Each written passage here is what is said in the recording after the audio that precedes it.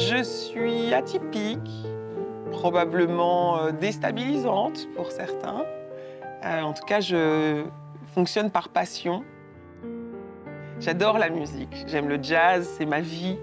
C'est ce qui donne un sens à ma vie d'ailleurs, la musique. Les vibrations de la musique, le mouvement perpétuel.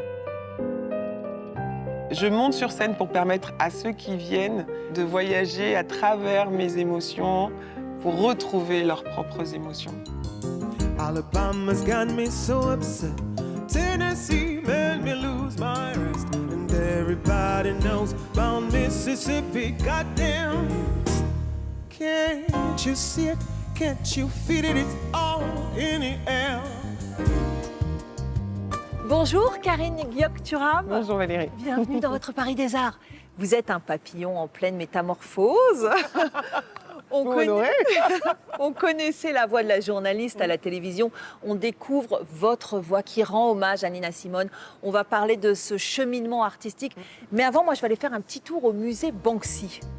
À tout à l'heure. À tout de suite.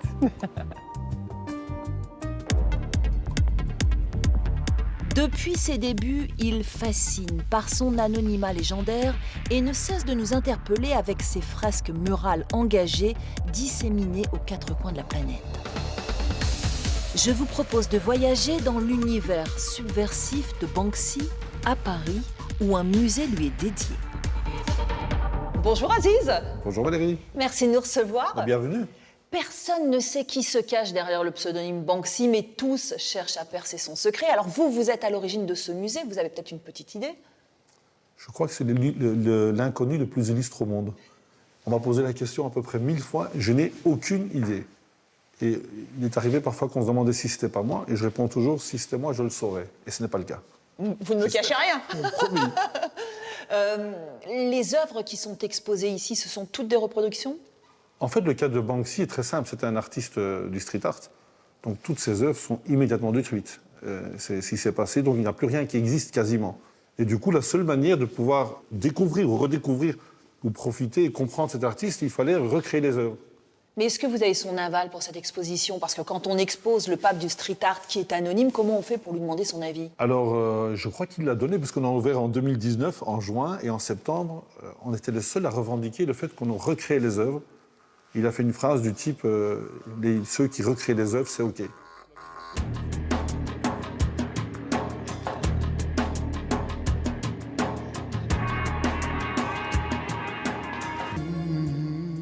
Cette œuvre-ci de Banksy, elle a été créée en Ukraine. Évidemment, le choix du judo n'est pas anodin. Tout à fait, parce que Poutine est connu comme un judoka professionnel. Il est affilié, enfin, il ne l'est plus parce qu'il a été rayé des listes, mais il était affilié à la Fédération internationale du judo. Et cette image représente tellement bien ce conflit du petit judoka qui n'est pas de taille apparemment, mais qui arrive à renverser le géant. Et c'est devenu un timbre, c'est-à-dire que la poste ukrainienne, 1 an après l'invasion russe, a reproduit cette image sur un timbre. Oui, c'est une image d'une puissance. Mais c'est le principe de Banksy. En 1 seconde, on comprend tout. Ça déclenche une émotion, une compréhension de la situation, et l'analyse, elle est parfaite. Et dans un trait qui n'est pas, techniquement, ce n'est pas exceptionnel. C'est de nouveau le contenu du message qui est le contenu de l'œuvre, le sens de l'œuvre qui est beaucoup plus important. Ce musée marche très bien. Et vous le reproduisez à New York, c'est ça? Absolument, oui. Je tenais pour l'année des élections à amener, si possible, dans la ville de Trump, quand même, c'est la capitale des États-Unis, même si l'administratif c'est Washington, la capitale intellectuelle c'est New York. Je me suis dit, une exposition où on a un scan de la planète, accessible à tout le monde. En 2 secondes, on comprend des choses qu'on mettrait des heures à expliquer. Et ça, je pense que mieux que Banksy, personne n'arrive à le faire.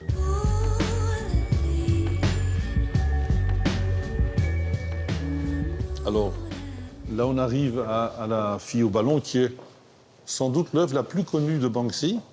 Une reproduction de l'œuvre est mise aux enchères et puis tout d'un coup il actionne un mécanisme d'autodestruction alors que l'œuvre venait d'être adjugée plus d'1 million de dollars.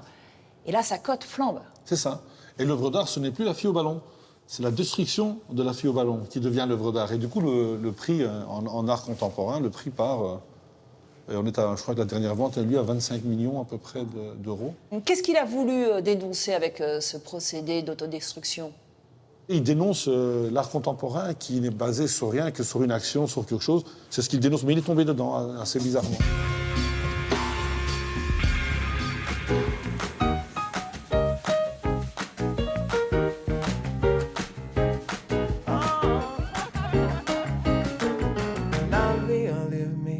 On va explorer, Karine, cette nouvelle voix qui est la vôtre, la chanson, avec cet album de reprise de 11 chansons de Nina Simone. Pourquoi l'avoir choisie, elle, pour vous montrer, vous, en tant qu'artiste?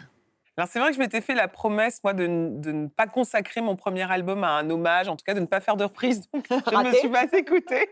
Mais je pense qu'il y a forcément... Enfin, je ne crois pas au hasard. Nina Simone est vraiment une artiste et une personne qui m'inspire depuis très longtemps. Et puis, cette communauté d'expérience qu'on a d'être une femme noire, foncée, dans un monde qui n'est absolument pas taillé pour nous, l'engagement qu'elle a, évidemment, et qu'elle a toujours eu en faveur de la justice, de l'égalité, qui est pour moi le plus pur des combats et qui est évidemment un combat que je partage. Donc il y avait quelque chose qui était très cohérent et logique dans l'idée de rendre hommage à un être humain extraordinaire. Voilà. Et moi, j'ai l'impression qu'elle vous a lancé un sort, jeté un sort, puisque vous nous ensorcelez sur scène avec votre voix qui est profonde, qui est chaude.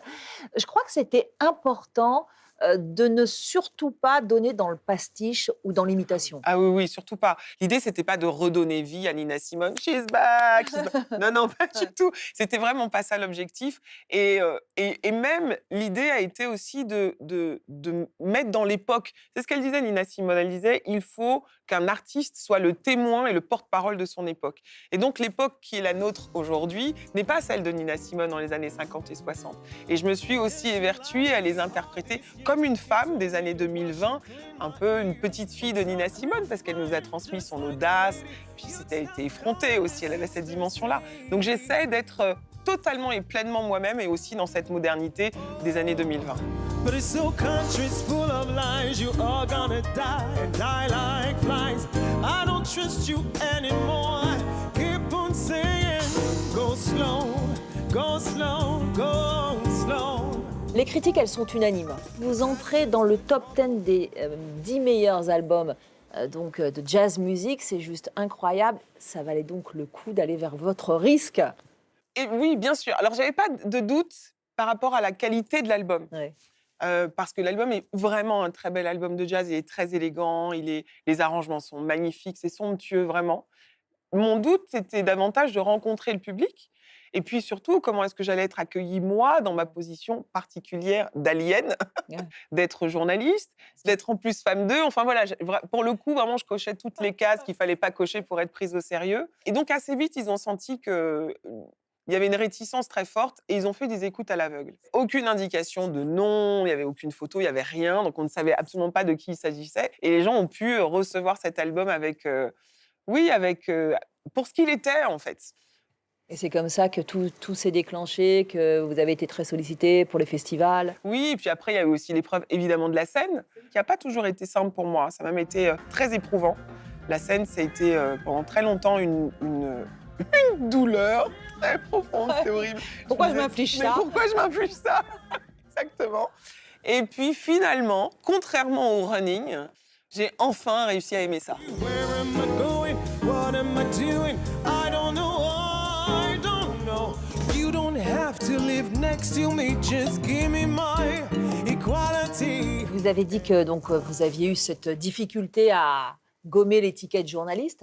Mais alors vous cumulez, parce que vous êtes une célébrité, mariée à une célébrité. Vous êtes mariée à Lilian Thuram. Comment est-ce qu'il accueille ce parcours artistique? Ah, il est génial. Je lui dois complètement d'être l'artiste que je suis aujourd'hui. Je raconte cette anecdote parce qu'elle est quand même assez rigolote. On est dans un club de jazz où on vient dîner, profiter du spectacle, etc. Et donc, j'entends, on me demande « Ah, mais tu pourrais chanter, il faudrait que tu chantes quelque chose. » Au début, je dis non, évidemment. Et puis, sous la pression, je finis par dire oui. Et à l'instant où je dis oui, je suis prise d'une crise d'angoisse, vraiment une crise de panique. On part, je pleure. En plus, moi, quand je pleure vraiment. Je pleure partout, je pleure dans toutes les salles, les pièces. Je me regarde pleurer, je me trouve horrible, donc je pleure encore plus. Puis je finis par me jeter sur le lit en pleurant. C'est très théâtral. Pour moi, quand on pleure, il faut pleurer vraiment. Et donc, Lilian me dit, mais je comprends pas. Pourquoi? Et je lui dis, mais tu comprends pas, parce que tu comprends pas, parce que je peux pas chanter comme ça. Bref. Et il me dit, OK, j'avais pas compris. Je pensais que tu voulais chanter. Tu veux pas chanter? Mais c'est pas grave. On ira voir les autres en concert, on ira écouter les autres chanter, puis toi, tu chanteras pas. Il n'y a aucun problème. Et là, j'ai passé une nuit sans sommeil en me disant, mais il a tellement raison. Et ça a vraiment débloqué quelque chose.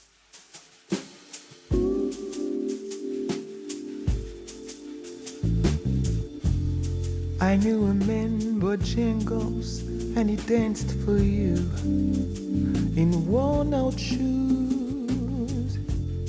with silver hair, a rack shirt. La suite, Karine, c'est quoi? Vos propres chansons?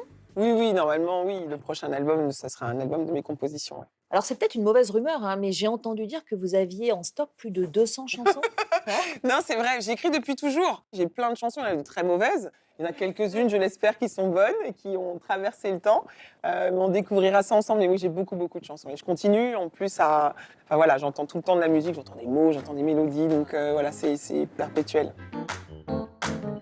Love me or leave me or let me be lonely. You won't believe me, but I love you only. Rather be lonely than happy with somebody else.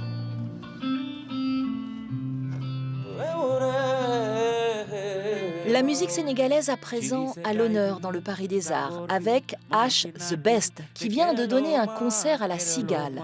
Nous l'avons rencontré lors de ses répétitions parisiennes.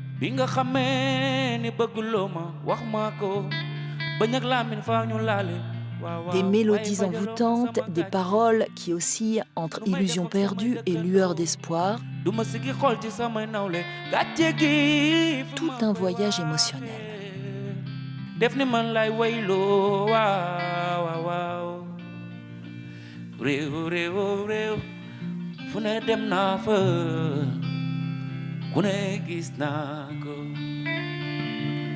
Bravo. Merci beaucoup. Merci H de nous accueillir en pleine répétition. Elle est très jolie cette chanson. Qu'est-ce qu'elle nous raconte? Alors, cette chanson, ça s'appelle Aywa Samba. Ça parle de l'amour, ça parle de trahison et tout. Donc, voilà, c'est du vécu, ça? Ouais, bon, on peut dire les deux, du vécu et des trucs que j'ai vus, ou des histoires qu'on m'a racontées et tout. J'aimerais qu'on parle de ton dernier album. Alors, le titre étant Wolof, je vais bien me garder d'essayer de le prononcer. Comment est-ce qu'il s'appelle? Ça s'appelle Fille Koufi Djoudjoubé. Fille Koufi du Youbé. Ouais. Bien. Ouais. Alors, qu'est-ce que ça veut dire? Ça veut dire ici qui naît et une destinée.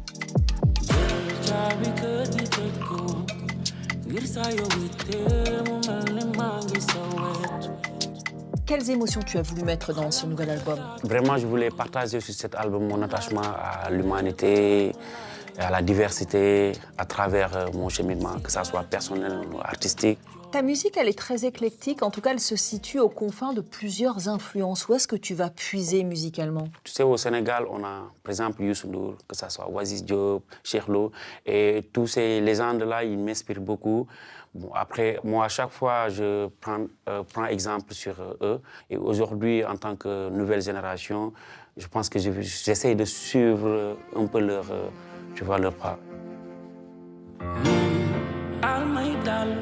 ma sol de wuti ji lu ñu dundee suma amoon laaf pour naaw si jaww ji ku may gunge. On te présente souvent comme la star du hip-hop sénégalais ou la star du rap. Mais moi, là, ce que je viens d'entendre, c'est pas du hip-hop et c'est pas du rap. Quand j'ai commencé mon premier album, c'était vraiment du pur rap. Et d'ailleurs, en 2020, j'étais nominé meilleur artiste de l'année, meilleure révélation, meilleur album. Mais après, au fur et à mesure que j'avance, je me suis trouvé une autre voie. L'idée, c'est vraiment d'élargir mon public et faire des différents types de musique pour essayer de plaire à plusieurs personnes.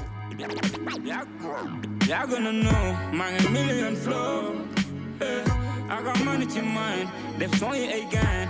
Léegi sam compte di troy, bum la bett my boy. maa ngi sam xeetu jàpp bu ma kenn laajte man ci son bi lay tëddee, you know. Alors je vois que tu es bien accompagnée, hein, parce qu'elle sonne bien cette guitare. Comment vous définiriez la musique de H? Je sais qu'elle est aux confins de plein d'influences. Justement, je crois que la musique de H, à partir du moment où elle est musicale, qu'on prenne un style en particulier ou plusieurs, et qu'il ajoute, lui, ce qu'il fait par-dessus et ses paroles, ça devient du H de Best, en fait. Je pense qu'il faut que ça soit musical avant tout, quoi. On peut faire aussi bien du jazz, de la bossa, des sons un peu plus afro ou du mbalar, pour le coup, et ça donnera du H de Best à partir du moment où lui va se poser dessus. Donc c'est comme ça que je la vois, en fait. Bon, en Ça tout cas, suffit. nous, on en veut plus. Je vous remercie à tous les deux De rien. de nous accueillir en pleine répétition. Merci On beaucoup. va se quitter, fin de cette émission, mais évidemment, on se quitte en musique. Yeah. Jëlal caabi kër gi tëj ko ngir saa yoo wéetee mu mel ni maa ngi sa wet. Xalam nga ca taatu guy ga moom laa la tuddee balaa ko laa lay woowee. Ndax si gaal gi la nekk di jow yow soo ma nammee seentuma si weer wa. Jaarul si xaalu maam ya ci àndu gàddaay ba wetaay ba suna la. Fii dara desatul fii dara desatuma. Jébbal naa la sama xol sama xel li nga yee lu ko raw laa yee.